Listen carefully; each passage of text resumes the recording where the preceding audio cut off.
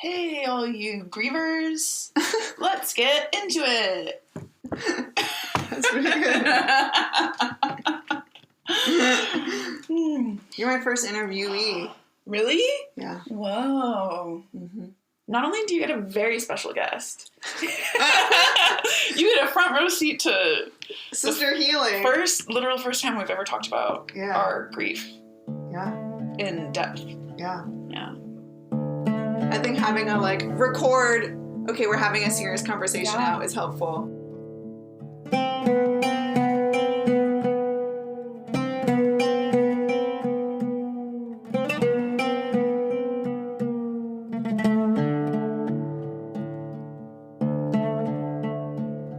Hi everyone, this is Misha and welcome back to my podcast, Halva for the Heart. And today we're having my very first guest on the pod. Very excited. We have my sister.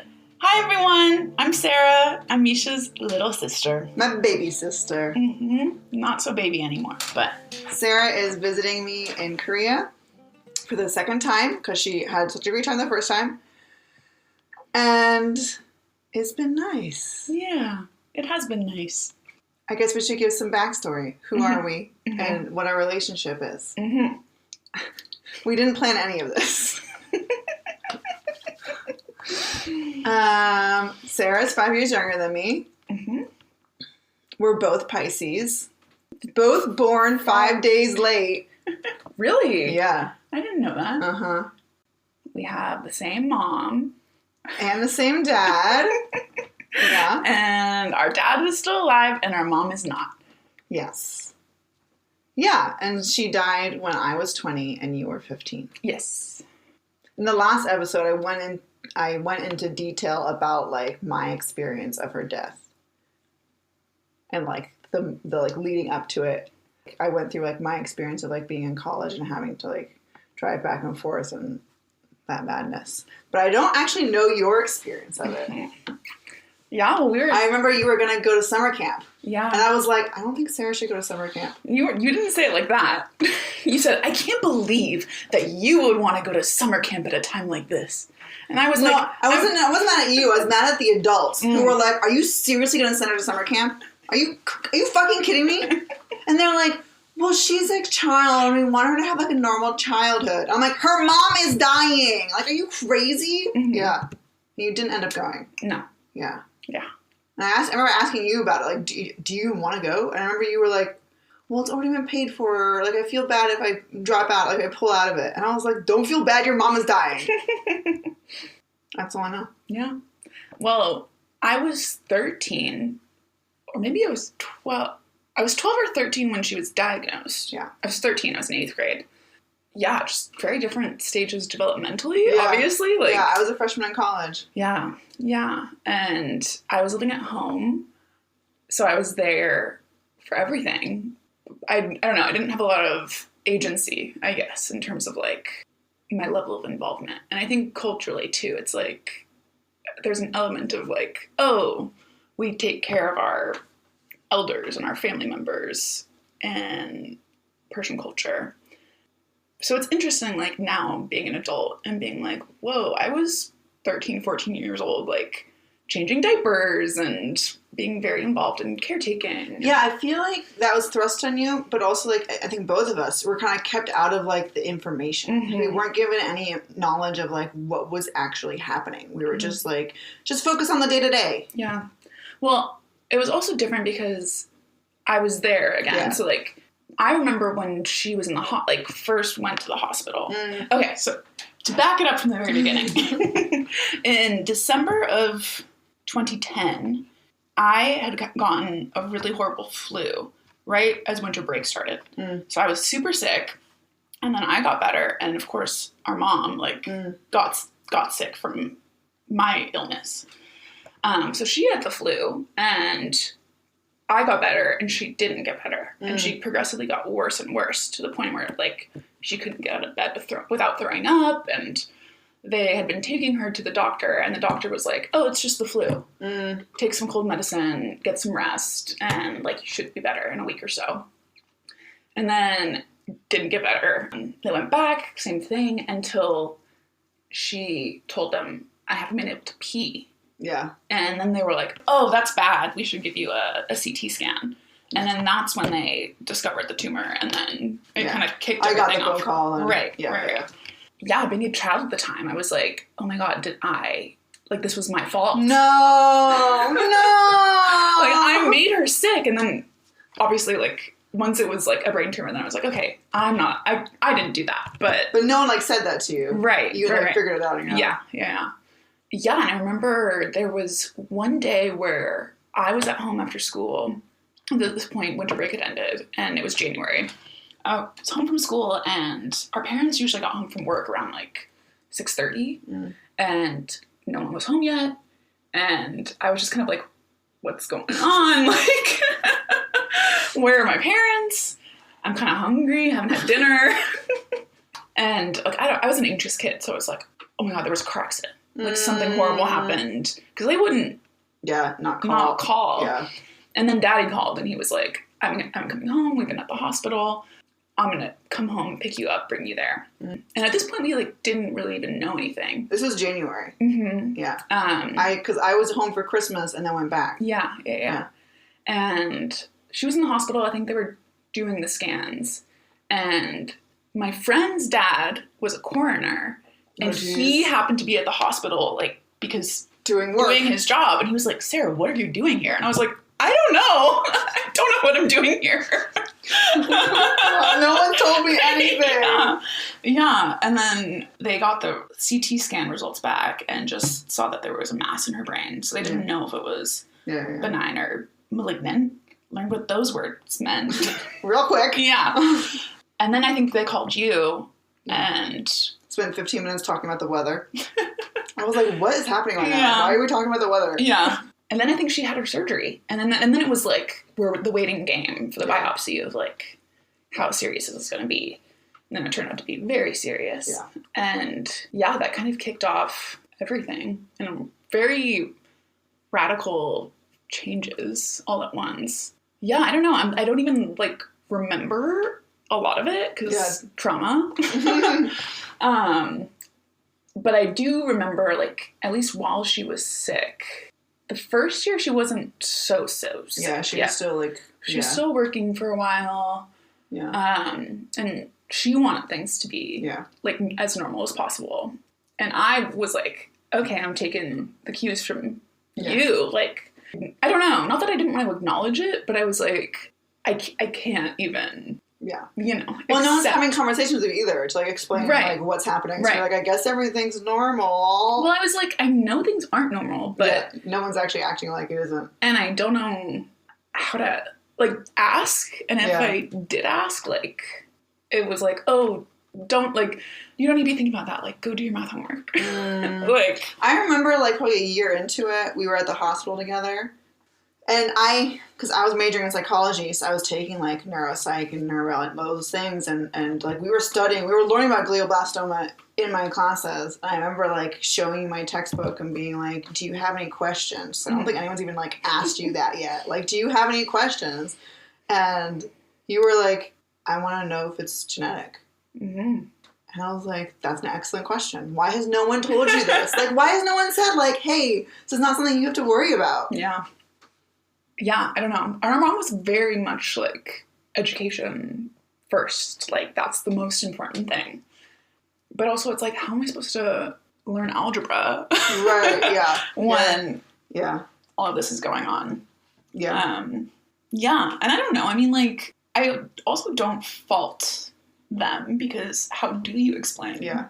Like, you're not getting any guidance on, like, how to... No. Yeah. Right. And, like, talk to kids about this stuff. Like, that wasn't the priority either. Yeah. I think the priority was, like, what is glioblastoma?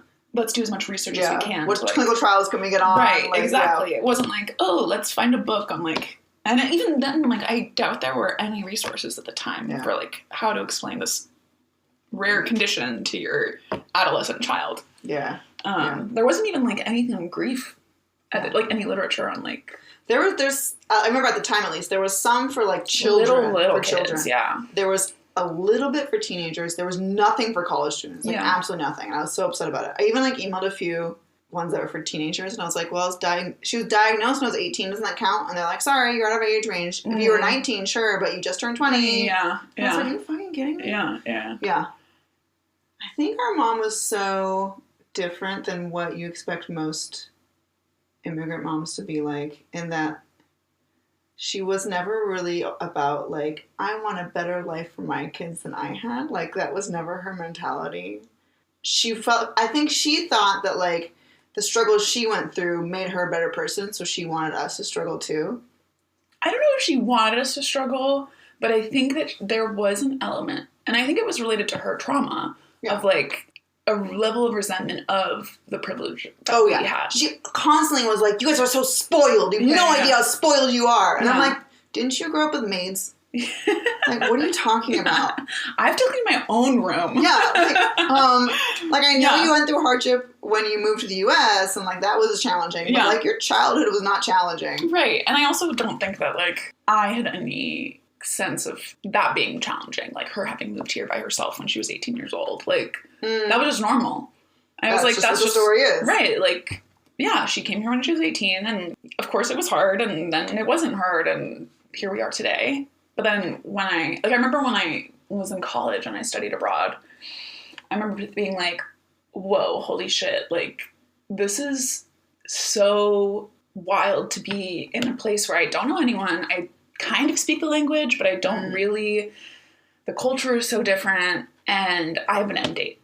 I know that I will be going back to America in 5 months. Yeah. You know, and, like, theoretically she was going to return to Iran at the end of her college time, but that ended up not being possible. Yeah, every time I go to the immigration office here in Korea, I'm like, I just sit there and be like, I'm so stressed out sitting here, anxious that I didn't get my paperwork right. But also, like, if I didn't get it right, I'm not going to get deported. Right. Like, I don't have any actual, like, I'm so, and like, trying to think of, like, how much anxiety she must have had. Because she told me once, I was complaining about the DMV one time, and she was like, until you've sat in the immigration office, worried you're going to get deported, like, do not complain to me about bureaucracy in this country. Like, you have no idea. Yeah, and we didn't. Yeah. At all. I still don't know. No, literally, same. But, like, I think that experience really shaped her in many, many ways. Yeah. And her parenting. Yeah. Like, I just remember after she died, I had lunch with my friend's mom, who had, like, become friends with our mom. And she said to me, because she and our mom would, like, go for walks together while she was sick. And she was like, one time she told me that the only good thing that'll come out of this for my girls is that now they'll go through hardship. Mm-hmm. And at the time, I was like, what the fuck kind of framing is that? What the fuck? Yeah. But now I'm like, she was probably looking for, like, some positive. Right. Like, the silver lining of, like, adversity is, you know, it forms you. Yeah. And it, like, gives you perspective and, like, things to be grateful for. Like, you know, I don't know. I feel like that is something that I've come to in my grief, where I'm like, oh, yeah, there is actually a lot that I can find gratitude in. Obviously, I'm not grateful that she died, but had she not died, I would not be able to empathize with people or, like, I don't know, there's a certain degree of compassion that I feel like I'm able to access because I went through losing my mom at such a young age.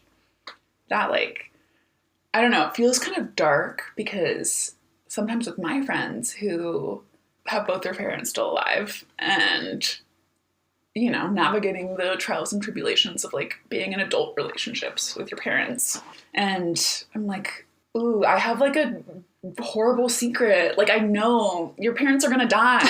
And, I know this is coming for you. And I've already, I don't know, there's, like, a fucked up level of gratitude where I'm like, I've already been through the worst thing. Like, I'm not gonna have to go through it again, you know, I've already lost my mom. But, like, I don't know, like, people are complaining about, you know, moms being moms, and I'm like, yeah. I have noticed that, like, I don't know now, but I did at one time feel guilty about this, that I do feel, like, a sense of liberation, that, like, she won't be here to judge me about my life choices. Oh, yeah. Oh, my God, yeah. Like, I mean, there's two sides of that coin, where I'm like, oh, I wish that she could know the fullness of who I am as an adult, and, like, all the various identities that I've, like, grown into. And also, like, I'll never have to know. Like, I think about this when I came out to our dad. And I'm like, oh, I'm sad that she didn't get to know this part of me. But I'm also grateful that I don't have to know if she would have handled it badly. Right. I don't have to deal with the stress of having to come out with her. Right. And I don't have to deal with, like, the, like, I don't know. Yeah. Potential homophobia. I don't know. I have no idea. Yeah. I don't think so, but. I don't think so either. But, yeah, I do feel, like, a little bit liberated by the fact that I'm like, I think, especially because our mom's relationship with her mom was so mired with, like, the judgment and criticism from our grandmother to our mom with her life choices. And having witnessed that growing up, I'm like, oh, there's no one that's going to be critiquing my every decision and every move that I make in my life. Like, I can kind of do whatever I want. But then I'm also like, there's also no one here to give me any guidance. Yeah. I do find now, like, when I sit on my altar and, like, talk to them, I'm able to, like, hear the parts that I want to hear and not have to deal with the parts I don't want to hear, which is nice. Yeah. Because, I do wonder, like, I don't know. She was very much, I don't know if infantilizing is the right word, but she really treated us like children, even as we got older, like, which is, you know, I think, of the culture. To just be like, oh, you know, like that. Baby talk. Right. Yeah. And I wonder I remember when I came home that Christmas, you're talking about, I came home as my first, like, vacation from college, and she was still trying to force feed me broccoli and milk for dinner as she had my entire life. And I was like, I have lived on my own for 3 months now, feeding myself. And I come back and you're still trying to, like, force feed me like I'm a child. This is not okay. And we had a huge fight. I don't remember that. I don't remember, but yeah. We had a huge fight. And she's like, when you're in this house, you eat what I tell you to eat. And I'm like, I'm not an adult, but like I'm in college now. You're an adult, legally. Yeah. Like, I'm an adult. Oh, come on. And it was a huge fight. And and our dad was kind of like, come on, Nushan, like, she's... You know, she's trying to be independent. Like, I feel like he had an easier time, like, seeing us for the age that we were and, like, treating us That's a bit, interesting. more. I also had... I'm hearing what you're saying, and I am thinking about... I know that he hasn't done a great job with it, but I feel like she would have had an even harder time. Yeah, but I think that's also a really important developmental step. Like, there's the enmeshment of childhood, and then the separation of teenagehood, and the coming back together of adulthood, and it's like that independent step where you're like, I am an adult, I'm no longer your baby, I'm still your child, but I'm not a child. It's like there's that friction that has to happen, and for you to have, like, a healthy adult mutual respect relationship. And I remember reading an essay a couple years ago about, like, a woman who'd also lost her mom when she was 15 or 16. And she was talking about, like, I only had the separation. I never had the coming back together. Like, I never got to feel what it's like to, like... Yeah, I can't even imagine what having an adult relationship with her would be like. Yeah. Because I think she would have struggled a lot with, like, treating us as adults. And I don't know what... Yeah, I just can't even imagine, like, if I were to, like, call her up, what kind of conversation we would have. I have no idea. People are like, I miss calling my mom. And I'm like, didn't do that. I don't know what that's like. Well, I only had a relationship of being a child with her. Like, I have no idea what that would have even looked like in high school. Like, I didn't have, like, she was so strict. But she didn't think she was. That was the funniest part. Yeah. She was so strict. And after she died, like, I didn't have a parent really anymore because our dad was dealing with his own grief and traveling a lot, and I was home. Yeah, he was, like, trying to distract himself from it. Totally. Yeah. I was home alone a lot. And so I got away with, like, having a normal teenage, quote unquote, normal teenage experiences of, like, going out with my friends late, or, like, having a boyfriend, and... Yeah, things she wouldn't approve of. Things she would have absolutely never allowed. That weren't, like... I wasn't doing, like, nefarious, illegal... I mean, cut that out. I wasn't doing anything that bad. Right. You know? You were being a regular teenager. I was being a regular teenager. Yeah. But I remember when we would get in fights because I would want to stay out later than like 9 p.m. Yeah. And she would have a huge fight. And she'd be like, "Oh, you're such a horrible kid." And I would say, like, just wait until Sarah's a teenager. Just wait. Because you're going to get a taste of what having a real American kid is like. Yeah. I mean, I don't know. I had a lot of independence at too young of an age. But also at the same time, like, after, like, when she died, I think, like, a lot of the messaging that I was receiving from the adults, even throughout her sickness, was like, your mom was such a strong woman. She would want you to be strong, and you should be strong like her. And I took that to mean, like, you shouldn't be sad. Yeah. You shouldn't cry. You, like, shouldn't have any emotions. And, like, I remember comforting a lot of the adults. Yeah. And being like, wait, I'm like, my mama died. Yeah. This is a weird... And I remember, I remember our dad saying, like, I was crying one time. And he said to me, we should both be more like Sarah. She's handling this so well. And I was like, she's not addressing her emotions. Like, how is that better? And he was just like, look how strong she is. And I was like, no, this is not. Yeah. No. Right. And also I remember a lot of the adults telling me, like, days after she died, like, look out for your dad. Like, this is going to be a really hard time for him. And I'm like, what the fuck? My mom died. Yeah. So then after she died, it was right before my sophomore year of high school. And I was like, okay, must be strong. Strong means not feeling emotions. Mm-hmm. How do I not feel these emotions? I couldn't numb myself through substances. I was 15. So I was like, okay, I can numb myself through work. Yeah. Like, I'm going to sign up for every single honors and AP class that I can. All the sports, all the clubs. Fill in literally, like, I was playing 2 sports a season, competitive, like, travel softball and high school softball, volleyball, all that stuff. Working a part-time job, really filling in my schedule, so much that there was no room for to feel anything. And that was rewarded. Our mom, like, insisted that you go to therapy after she died. That was something she was like... I didn't even know that. No, that was her idea. It was her idea to, like, Sarah needs therapy after all this. And you were like, I don't need therapy. Yeah, no, literally. I was like, I don't need this. I don't need to be here. I'm doing fine. I'm fine. Like, trying to convince myself that I was fine. And it was easy to do that. Like, I don't know. I was like, education's important to my mom. So, like, and I've always been, like, undiagnosed ADHD child. And she was like, you have so much potential. She always said, just try harder. Just apply yourself. If you just applied yourself, you could do so well.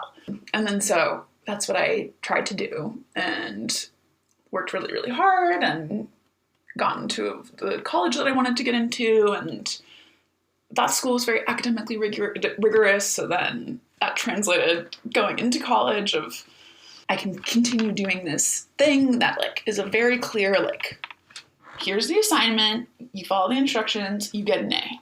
Yeah. And, like, that is, like, instant reward. Yeah.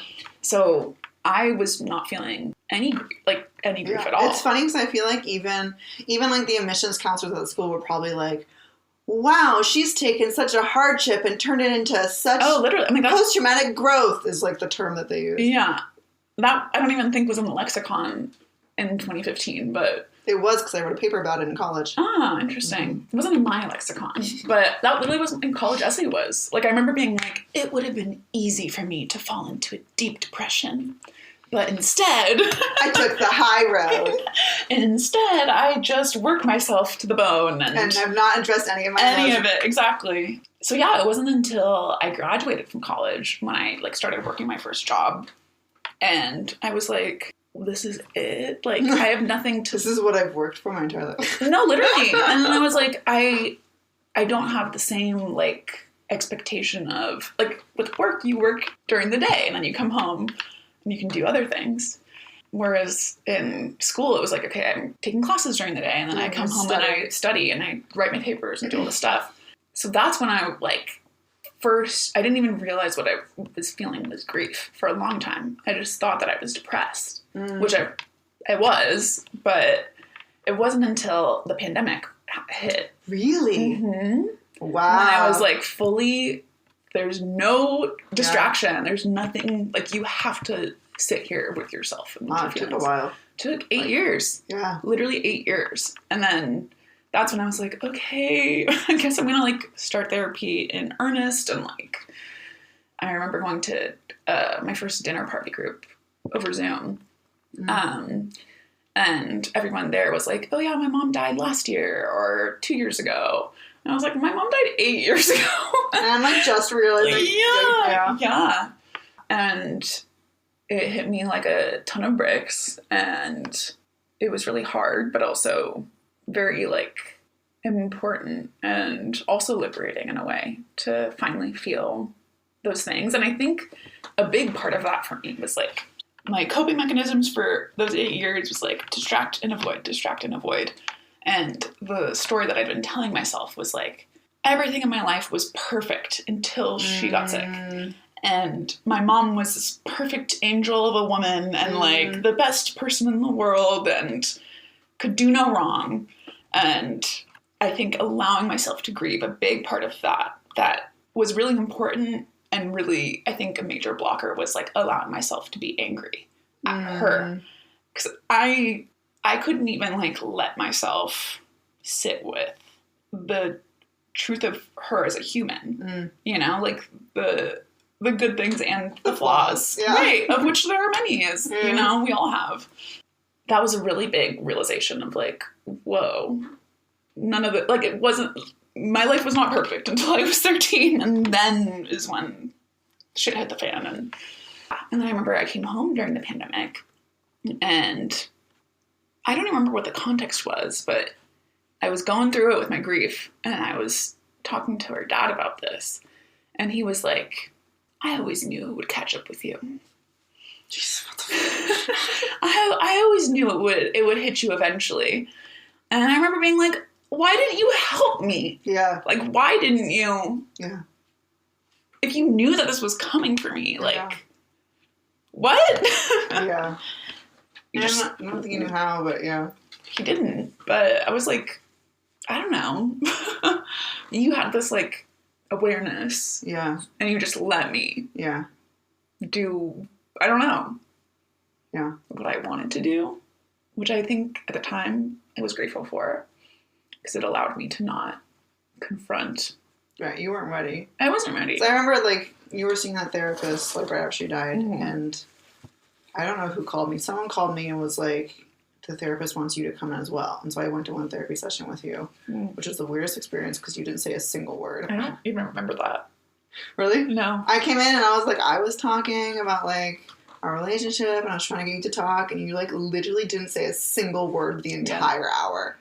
And afterward, the therapist was like, you're literally wasting your money because she's not talking to me. And I remember our dad was like, we're gonna cancel. Yeah. And I think I told him, I was like, you can't because like this is like she needs this. Yeah. And he's like, she just he's like, well, she can always start therapy again when like she's ready for it, but now it's not the time. And I was like, ah. Yeah. So I think the way I handled it was like I think I saw she was gonna die. I think I accepted she was gonna die earlier than other people, and I like stove into like reading everything I could and preparing myself. I thought when she died, I'd be like, ready. Yeah. I'd studied for this. Yeah. I was like, I know what grief feels like. I know this is anticipatory grief. I know the things. I know all the resources. I know what to do. I intellectualized this. Right. Yeah. Which was not accurate. But I did at least feel like I knew this was grief. Like I went to the doctor and told him how I was feeling. I was feeling griefy. And he was like, it sounds like depression, and prescribed me Prozac. And I knew well enough to be like, I don't need Prozac, I'm grieving. And I didn't take it. But I don't think other people in our family like had that level of awareness. Yeah. And I felt like, I didn't feel like I was being treated like an adult enough that I would be listened to. And so I was like, all right, I'll just go over here and do my own thing. You guys can just not address your grief. I think I had a lot of, I don't even think I was able to recognize it at the time. as anger. Maybe I was, where I was like, I don't fucking want to be here. I don't want my mom to be dead. I don't want to talk about this. Like, I'm mad. With the therapist? With the therapist. Yeah, yeah. And then I was mad at you, too. I don't remember the therapy session, but I was like, why the fuck are you here? You haven't talked to me. Like, you just kind of left. Yeah. Which you also were going through your own shit at the time. Yeah. So I don't hold anything against you in that way. But I was like, I don't have anyone I trust around me. Yeah. Even my friends, I was like, it was interesting how, like the people that I'm closest with from high school are friends that I made that year. Oh, really? Sophomore year. None of them knew mommy. Met mommy, like, at all. So I wasn't even talking to them about it. And that was, it wasn't intentional, but I think that was, like, the self-protective, avoidant part, where I was find new people who didn't know her. Right. Like, I just want to be normal. I just want to be a normal teenager. I don't want to be the girl with the dead mom. I just want to move on. Yeah. Yeah. I remember, like, because I was living in Oakland with my ex, which was a horrible situation, and being, like, so angry at our family for the way I'd been treated, because I wasn't treated well. I mean, I know I didn't treat them well either, but I also knew I was not being treated. And I understand, like, we were both acting in a place of, like, from a place of stress. Like, I know all that. And also, I would just, like, cry about you and our grandma, Monty. Like, the relationships with the two of you, I was, like, so upset. I felt so guilty. I felt for years, felt so much guilt that, like, how can I maintain a relationship with you two without maintaining a relationship with them because they're mean to me? And I didn't know the rest of the family. Right, the rest of the family. And I didn't know how to do that. And it was a bad situation all around, I think, for everyone. But yeah, and I also am like, none of us had the emotional intelligence or, like, literacy or understanding of any of this to, like speaking about it now, it's from a trauma-informed, right, like, much work has been done, and our prefrontal cortexes have developed. Right. Like, but at the time, I was like, it was an interesting tension between I wanted to be left alone, and I also didn't want to be left alone. Like, I don't know. I think I felt that push and pull a lot. I didn't know how to reach out.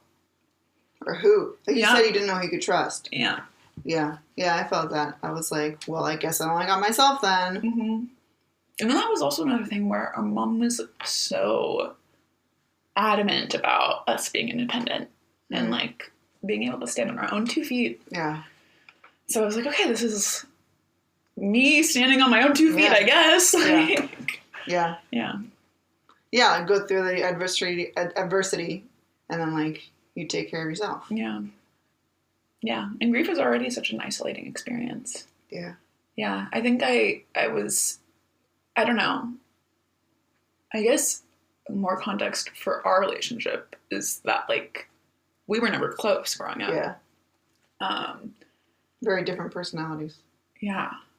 From the very beginning. I remember you were, like, 2, and I was like, what the fuck? I would never do that. Yeah, you were very judgmental. And rejecting. Like, classic baby sister being like, I'm obsessed with you, and you being like, ugh, you're so annoying. Yeah. Leave me alone. Yeah. So I think when all this was happening, I was like, maybe this will finally bring us closer. Oh, really? Yeah, I was like, it feels like a naive childlike part of me where I'm like, oh, this is so horrible. Like, maybe this will finally be the thing that, like, allows us to be close. And it was not. Like, it... And it wasn't you or anything. Right. Yeah, it was just the situation. Yeah. So I think for a long time I felt hurt and, like, abandoned. Yeah.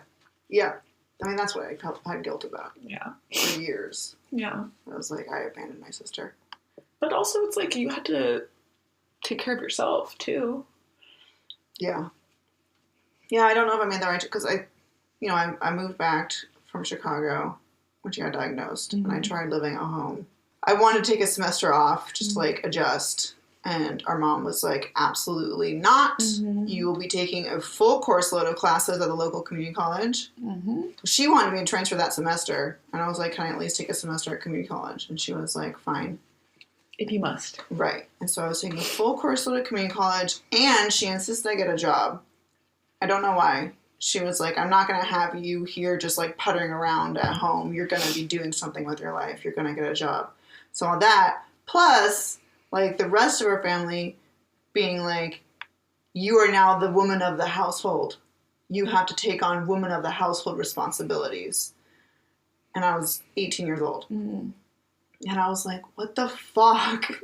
Yeah, it's a lot. And then I just like felt like I couldn't stay. Like the way I was being treated, not by you, but by everyone else there, I was like, I can't stay here. And I didn't know. I asked a few different people. I was like, I need to, because everyone I knew had left. No one was still there. So I was like, I don't know where to go. I was dating this guy, and he offered me to stay with him, and I was like, all right, at least for a couple months, and then I'll transfer colleges, and I'll move into the dorm, and that didn't happen for a few different reasons, and it was just like, okay, I live here now, I guess. Not that I wanted to.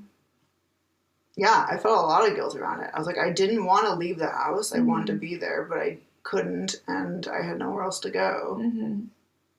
And everyone, all the adults around me were just kind of like, why aren't you fulfilling your responsibilities? Yeah.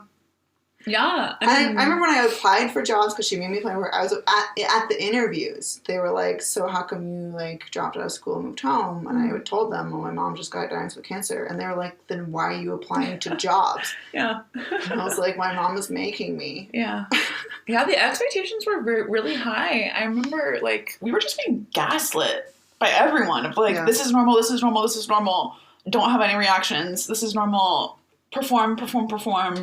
Do just as well, if not better, than what you were doing before. Because it literally is the meme with the dog in the fire. Like that's what it was. Yeah. This is fine. Everything is burning, but this is fine. And why are you showing any signs of weakness? Yeah. Yeah, it was a pressure cooker. Yeah, and at the same time, we weren't given it felt like the adults were making decisions for us without us having any sort of like input on anything. Yeah. Or like our voices weren't. Because I remember one time our mom was like, Misha, if you really, because I wasn't at home, and she I know this, she genuinely thought I didn't care about her. She thought I moved out because I didn't care about her. And she said, like, if you actually cared about me, you would come to my doctor's appointments and like hear what, like, the updates about my cancer. And I'm like, oh, no one's told you? Like, I have been begging to come to those. I've been begging to know when they are so I can be there. And I've been told there aren't enough chairs in the office for another person. That was the reason I was given. Sorry, it's a small office and there's only enough chairs for us. There isn't another chair for you to come. And when I told her that, she got really mad and told her dad, Misha wants to come, why aren't you letting her come? And so I came to one appointment, and that was the appointment where the doctor said, sorry, we've run out of treatment options. And I was like, she really thought that, like, I didn't care at all. Like, no one's told her this? And I'm like, I'm trying to, like, I want to be involved. And, like, this constant wall of, like, sorry, only the adults get to know what's happening. You just need to do what you were supposed to do. It was just... Yeah. Frustrating. It's like no one, there's no handbook on how to navigate those situations. And then when feelings are hurt, it's further amplified. And it's like a shitty situation already. And then it just continues to spiral. Yeah. I wish that, and I also wish that, like, people, like, I remember her being shut down. Like, she wanted to go to the cemetery and pick out her plot. And, like, her dad told her no. He was like, don't think that way. You're a fighter. And I'm like, why are we having these conversations? Like, she obviously wants to. Yeah, he couldn't. Yeah. I don't think he could accept what was coming. There was, like, that was, like, my experience where it was like, oh, we need to, like, believe that she's going to make it to your high school graduation. Which is arbitrary. Arbitrary and also wasn't going to happen. Yeah. Like, yeah. The prognosis is a prognosis, and statistics are statistics. And it's not like any of the clinical trials were working. So it's like, why do we think that she's going to beat this? Right. Because she's special. But then again, none of us are that special. Yeah. Like, it's one of those things where I'm like, it's too much to hold. Yeah. Yeah, I feel bad because I feel like she also wasn't given the space to, like, talk about. Yeah. Like, I understand that, like, her cognition was not all there, but, like, she obviously was... She was aware enough to know that she was dying. Yeah. And she wanted to figure out her own plot. And she wasn't scared. Yeah. But everyone else was. Yeah. I think that must have been frustrating for her. Yeah. Because she was very much like, I'm not afraid of death. Yeah. But, like, that's something she said to me. She was like, life goes on. And I remember being like, what the fuck do you mean life goes on? No, what? And then I was like, oh yeah, life does go on regardless of if you want it to or not. Like, it does. And I think that was also a perspective that you have as the one who's dying. You know? Like, that is the reality. And it's going to happen to all of us, regardless of... Even if the treatment did work, she could have gotten hit by a bus, or you know what I mean? Like, so I think she had the perspective of, like, of clarity. Even though her cognition was declining, it was like, oh, this is not avoidable. Yeah. But for the rest of us, it was like, oh, if I acknowledge or accept that this is inevitable, then I'm giving up. Yeah. Which I don't think is true, but at that time it was like. I'll speak for myself. I could not imagine life going on without her being there. Yeah, I think I had the opposite where I was like, I know this is happening. Yeah. I mean, part of the reason why I mentioned this in the previous episode, but that, like, part of the reason why I took on the project of making the Happy Memories book was because I realized I was like, there were people who weren't coming to see her. And there were people who were saying, oh, well, she'll recover so I can see her next year. And I was like, no. Yeah. No. So if there's something you want to say and you're, like, not able emotionally or whatever, for whatever reason, can't come. Physically in person. Yeah. Send me an email. Yeah. So I think I knew that like, there were people who, like, they didn't see her at the state she was in. Yeah. And weren't able to accept understand. That she was not. Yeah. Yeah. Yeah, I also think it's like you had some experience living on your own. A taste of independence away from our parents. Whereas all I had known was life with her as, like, my overlord. So much of my life was, for better and for worse, led by her. So I was like, what do you mean? Yeah. Like, you're life just doesn't exist without you. No, literally, my life does not exist without you in it. I've never spent more than a week at summer camp away from you. So yeah, that was something that I couldn't even comprehend. And no one was like, hey, Sarah, there might be a day where your mom's not here. I don't want to say no because I don't remember a lot. I don't remember you being at that therapy session. Like, there's so much that I don't remember from that time. So maybe, like, I want to assume the best, because I'm sure adults were talking to me or maybe trying to talk to me and I wasn't engaging. But yeah, I think I knew she was going to die, but I couldn't picture life going on, like what that would be like. Yeah, I remember when she was dying, I'd read the book Final Gifts, which was, like, all about signs that death is approaching. And I gave it to you to read, and you read it in, like, 6 hours. And you were like, I'm prepared. And then the hospice nurse came and was, like, trying to, like, tell us things, and you're like, oh, I know, I read the book. Yeah. And I was like, okay, well, she at least, like, I feel like some of the people in that House probably wouldn't have even, like, considered looking at the book because, no, she's not going to. She's just been sleeping for the last 3 days, but she's not going to die. And I'm like, guys, come on. Yeah. I mean, I do feel a lot of compassion because, like, how do you accept that, like, the person that you've, like, your child that you've known for 52 years, your sister that you've known for 52 years, your wife of 30 years, like, you can't just be like, oh yeah, she's gonna die, and I can prepare for that. Like, there's no way. I tried. It didn't work. Yeah, exactly. Like, there's, even if, like, you have all the preparation in the world, like, there's no way to know what grief is like. And then it's like, oh, my mom has been dead for 12 years and I'm still, like, humbled by the non-linearity of it all. Like, yeah. I'm always like, oh, I thought I processed that. Same. Well, there's another layer of the onion, like. And different things. I feel like it's not the same things that trigger me now. Well, it's also, like, as we get older and there are milestones that we experience, like, it's a different kind of, like, bittersweetness where it's like, oh, I accomplished this thing, or I'm going through something really hard that 13-year-old me, 18-year-old me, like, would not have even imagined. Yeah. You know? And I'm not able to have any, like, nurturing or guidance or protection. Or judgment. Yeah, right. And, like, judgment can be protection, too, you know? Yeah. Yeah, there's always there, with everything, I feel bittersweetness. Yeah. You said during the pandemic, it kind of all hit you. Mm-hmm. What did you do? I'm surprised you didn't reach out to me. And I can talk about that. Sure. And also, like, what did you do instead?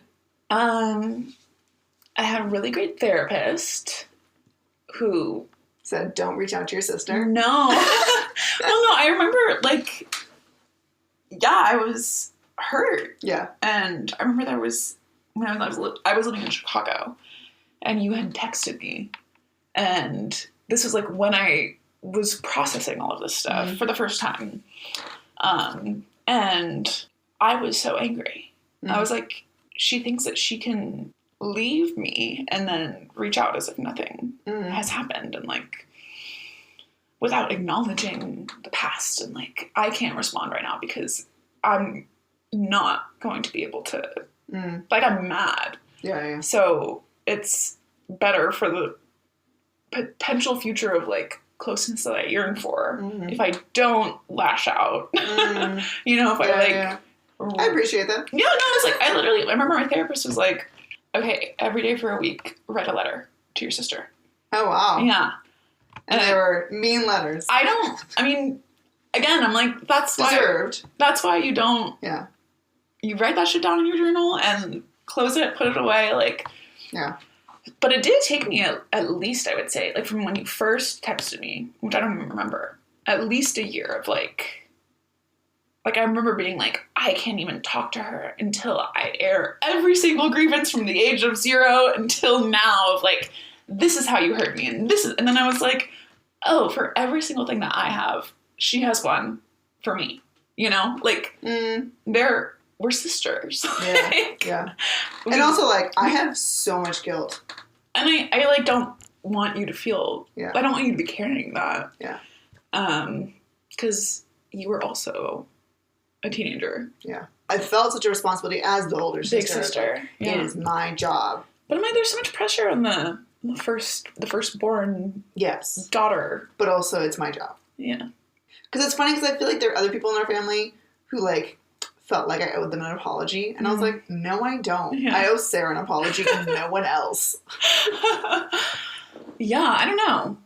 But yeah, so it took me a while to be like, that none of that is necessary. Like, I don't need to, it'd be nice to have an apology, but I don't need to sit here and be like, walk you through the timeline of every single time I felt hurt. Like, that's not generative. Yeah. And that's not moving forward in any way. That's like, what do I actually want? Yeah. You know? A relationship. Yeah. I don't actually want to be told that I'm right. Justice. Right. Like, I'm like, this isn't helpful. A lot of this stuff I can process and work through on my own because it's my stuff. And then I feel like the cruise that we went on as a family was like the first time that we saw each other because of the pandemic and, first time that we saw each other in person. So we saw each other just as the pandemic started. Yeah, like right before when Monini died. Yeah. Our grandmother. Yeah. But it hadn't hit you yet then. No, that was right at that was before the pandemic. Right. Yeah. So it was here in Korea, but it wasn't in America yet. Yeah. Yeah, exactly. And then we didn't see each other until the cruise, which was in 2023. Yeah. And at that point, I'd done my processing, and I was like, I don't feel like I need to air every single grievance. But and you had moved to San Francisco. I'd moved to San Francisco. It's funny because Julia was like, I think you and Sarah could be friends now. Yeah. And I was like, Sarah and I remember Julia, like, I remember Julia being like, oh man, I would, like, it's too bad that you and your sister aren't close now. Like, yeah. She made it happen. Yeah, she really was like, you should talk to your sister. I was like, I can't talk to my sister. Why would I talk to her? We have nothing in common. We have all these grudges. Yeah, literally. I was like, you must not know me or her if you think that we would get along. So yeah, then we went on the cruise as a family, and I was nervous leading up to that. Really? So I was like, I don't know. Like, the last time I saw you, I was 22. The whole last pandemic happened. And a lot of my, like, healing had happened. Which I didn't know about. Exactly. And I didn't know about yours either. So in my mind, I'm like, I don't know. I didn't know who you were. And I was projecting a lot of, like, she probably thinks that I'm still this 15-year-old. I mean, I did. Delinquent. Yeah, right. Well, I thought you were, like, still, like, a 22-year-old, like, sorority girl. Yeah, right. Which I wasn't. But going into the cruise, I was like, I want to be open. And my therapist was like, you are. Like, you already are. And I was like, I don't know if I am. Like, I feel so guarded. And then we had a really good time on the cruise. Yeah. And I was like, oh, we can have fun together. Yeah. That's interesting. And then I felt my heart open more after that. And then the next time I saw you was when I came to Korea. Yeah. The last time, which was a year after the cruise. And I remember when I came here, I was also nervous. I felt it. Yeah. Yeah. I remember I was nervous too. I was like, I don't know what to expect. We haven't really spent time together. No, like a week as adults. Like, I'm going to cry. I am crying. But I remember walking in and seeing that you had pictures of me on your wall. And I remember being like, oh, she just put those up yesterday. She knew I was coming. And the person that I was with at the time was like, oh my God, like, your sister loves you so much. And I was like, oh my God. What? Yeah, and I feel like that trip was really healing for me, at least, in terms of our dynamic. And I remember at the end of the trip, being at the bar with your friends, and one of your friends was like, oh, how's the trip been? And I, like, said that. I was like, oh, yeah, like, I feel like it was really healing a lot of sister trauma. And you were like, wow, thanks, Sarah. And I was like, no, but for real. And you were like, yeah.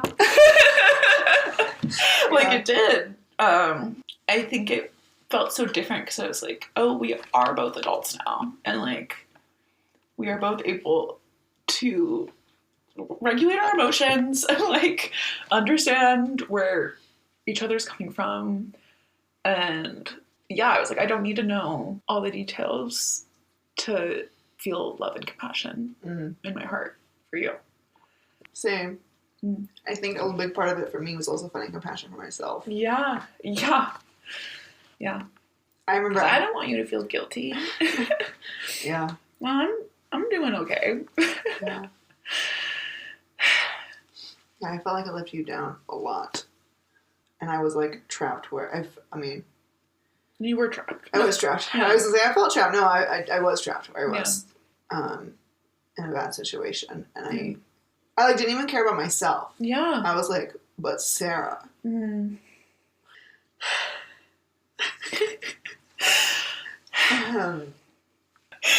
I remember after you came to visit last year, my friends were always like, so are you and your sister like friends now? Like, do you guys like talk? And I was like, guys, she responds to my text messages. And then I would be like, after a few weeks, I'd be like, is she still texting you back? And I'm like, she is. She's still texting me back. I had the same conversation with my therapist where I was like, we've been texting every day. Yeah. And then I went through it. But yeah. My response and I was like, she's not texting me. I'm trying to like deep breath. I'm like, it's okay. It's okay. Yeah. It's not me. She's not texting anyone back. Yeah. I thought it was just me. And then I'd call our dad and he'd be like, oh, Sarah won't text me back. I'm like, all right. It's not just me. It's okay. Mm-hmm. And I'm really glad you came this time. Me too. Yeah. And I remember, I think it must have been like January or February of this year when I was going through it. And you were like, so are you coming? And I was like, I don't want to go. I'm so sad. Like, but then I was like, let me just see how much tickets are. And then they were very affordable. And I was like, this will be like one of those moments where I'm like, what I want to do is isolate. But what is actually good for me is to not isolate.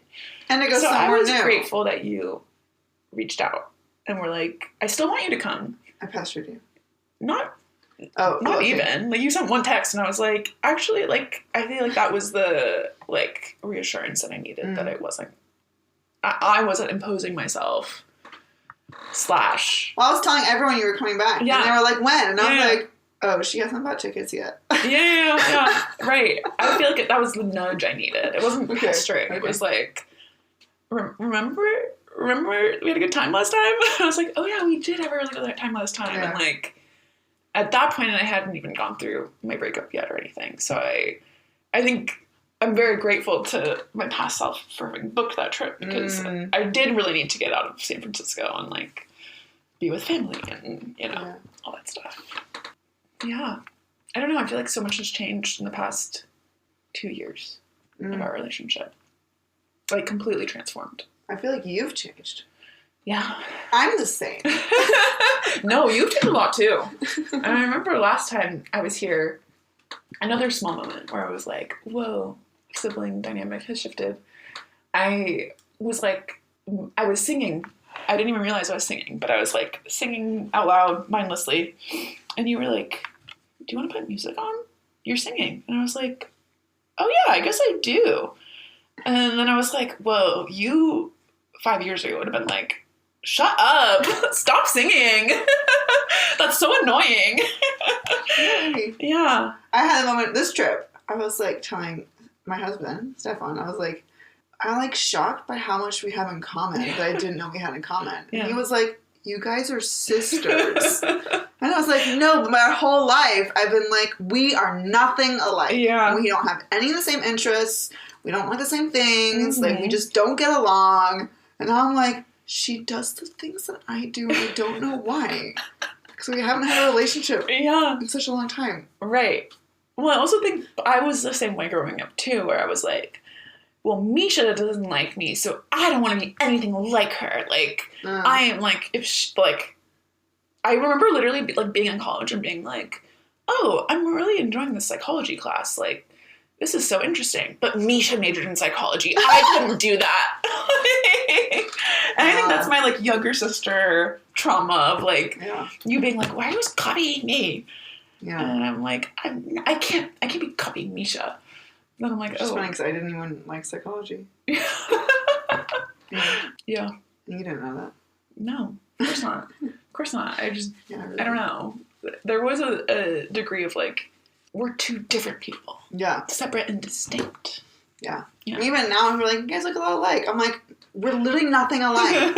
We don't even look alike. Yeah. I'm like, oh yeah, we're sisters. I have eyebrows. I have eyebrows too. For the listener, they're just bleached. Audio only medium, Misha. Yeah. No, it's really good. I'm excited. I'm excited to like move back. Yeah, me too. Because if there's that's one something thing my friends keep asking me. They're like, "How do you feel your sister moving back?" And I was like, "Oh, I'm actually excited," and that's new. Because I, again, like, had a lot of nervousness. Because I was like, I don't know what our relationship was going to be like. Yeah. And, like, my roommate was like, I think it'll be really good for you. And I'm like, I think it'll be really good, too. Like, I feel very optimistic in the future. And, I don't know, I remember after the last time I visited, I was like, I don't know, like, whatever the positive version of rolling over in your grave is, like, our mom is so happy. Oh, okay. You know? Like, what? Like, she is not rolling over in her grave negative, but, like, she always wanted... She's dancing in her grave because she always wanted us to be close. Yeah. And, like, she would, like, angrily be like, oh, just get along! Yeah. And I was like, what? You never got along with your sister? Why would I get along with mine? Well, they also were... They became very close. Later. Later in life. Much later. Right, exactly. So I think... And, like, me... Thankfully, our mom was also the baby sister. Yeah, she took your side all the time. Yes. I was like, oh, you don't understand. So I had, like, she would always be comforting me of, like, don't worry, Sarah, like, when you guys are older, you'll get along. And I think that was, like, me, my 15-year-old self being like, is this it? Is this when we're going to start getting along? Oh, it's fine. Everyone told me when you go to college, but then you went to college and you didn't change. And I was like, well, then that's it. Yeah. She's never gonna. If she didn't change in college, she's never gonna change now. Change is impossible. Yeah. Yeah. So funny. Yeah. Yeah. So I'm like, once again, she was right. Yeah. Mm-hmm. I think she'd be happy. I don't know. My evil ex pointed something out that I don't know if he was right, but it's something I've been thinking about. That he just from like, well, I mean, he didn't know you, but just like from hearing our relationship and stuff with our family dynamic in general, he would say at the time that he's like, it seems like your mom almost like deliberately made you guys competitors. And I don't know if that's true or not, but it makes me wonder, like, she just wanted to push both of us so much that she like was like, ooh, if I play them off each other, they'll push each other, and instead it just kind of made us adversaries. Yeah. And I wonder if she was still alive, if that would still be something she would be doing. Yeah, I don't know. Because I remember, like, I think that's part of a lot of my shit is, like, being compared to you. Being 5 years, me being 5 years younger than you, and, like, literally not having, like, the dexterity or, like, the skills, mobility, all of that stuff, like, the fine motor skills to, like, play piano as well, or, like, do art as well, and, like, being so, like, mad at myself, and being like, oh, I'm never good enough, I'm never good enough, I'm never good enough, and, yeah, I think there was part of when Mommy got sick, where, for the first time, like, I was the good kid. No, literally. Like, yeah, because I was the one everyone hated. I remember, like, even before she got sick, like, when you came home from Illinois with bleached hair, and she wanted to, she was so mad. She was so mad at you for dyeing your hair. And I remember being like, yes! Misha's in trouble for once! Like, which is, yeah, that was us being pit against each other. Like, I was always the one that was the, like, bad kid. The, like, problem kid. Yeah, and then so I relished in the positive attention that I got from, like... When I was bad. Right. Not even, like, when you were bad, but, like, oh, Sarah, you're so good for, like, being here and helping out and, like, doing all this stuff. And I was like, oh, I actually crave that validation. Yeah. Because I've never received it. Yeah. And, like... Yeah, there was a lot when I, like, left the house while she was sick. I got a lot of calls and messages throwing the, you're not being a good daughter. Over and over and over again, as if that was, like, the worst possible thing they could say to me. Yeah. And, like, it was hurtful at the time, and then I was like, the fuck does that mean? Not even mean, yeah. The fuck does that mean? Yeah. Good by whose standards? Right. Yeah. Yeah. I'm trying to have compassion for them. Yeah. Yeah. Yeah. Yeah. It's tough. It is tough. Because you're hurt. It hurt, and also, like, it not being acknowledged. Yeah. And being like, everything's fine now. Not even everything's fine now. Just, like, literally pretending it didn't happen. Yeah. And it's maddening. Yeah. Yeah. Then I'm like, well, I haven't brought it up, so. Yeah. But then again, like, how are you supposed to? Yeah. Well, now you can have podcasts. You can interview them. Oh boy. Oh boy. That'll be the series. Talking to each one of my relatives about 13 years ago. Yeah. 14 years ago. Jesus Christ. Mm-hmm. That's crazy. Yeah. I find myself not, I don't know why. I'm like, I don't know, I don't feel scared about like our dad dying, which is weird. Oh, I do. Yeah? Oh, yeah. I think I have the opposite of that, where I'm like, I only have one parent. Oh, I've had for years, I've had so much death anxiety about him. Really? Yeah. And I'm like, there's literally, he's healthy, he's doing good, like, there's no reason to be, but yeah. Interesting. I don't know why I don't. Mm. I feel like I should, or like, it would make sense if I would. I'm like, it would make sense if you would. I don't think you should. Yeah. I think, I don't know, I'm like, that's something that I noticed with my friends who have both living parents, where there's like this assumption that like, they'll just be around forever. Mm. Maybe not realistically, but like, there's not the same fear of loss. Well, I'm not, no, I know he's not going to live forever. It's more just like, well, I know how to survive a parent dying now. Right. So like, yeah, I don't have to worry about it. I think my anxiety is like, the grief is going to be so different now that I'm able to access my emotions. Oh, like, I'm going to fucking, like, feel real in the moment grief. Okay. For the first time. I don't know. You could always dissociate if you want to. You have those skills. I'm really good at dissociating. Yeah. Great. Like, I'm very skilled at that, for sure. And suppressing. Yeah. Highly skilled in that. But I don't want to. Yeah. You know? That's the thing. So I'm like, I know that if I am continuing to try to live in accordance with, like, my own values, I will be absolutely fucking rocked. Like, if I'm able to continue on this trajectory of, like... Yeah. And I wonder, like, I'm surprised, like, our mom's death hasn't brought up the conversation of, what are your wishes? Yeah. I've never had that conversation with him. I haven't had that conversation with him, too, either, but there have been times where he's been like, oh, I would like this written on my gravestone. Mm. I would like... Like, I can tell he's thought about it. Yeah. But we never actually, like, had a conversation. Yeah. Maybe it's written down somewhere. I don't know.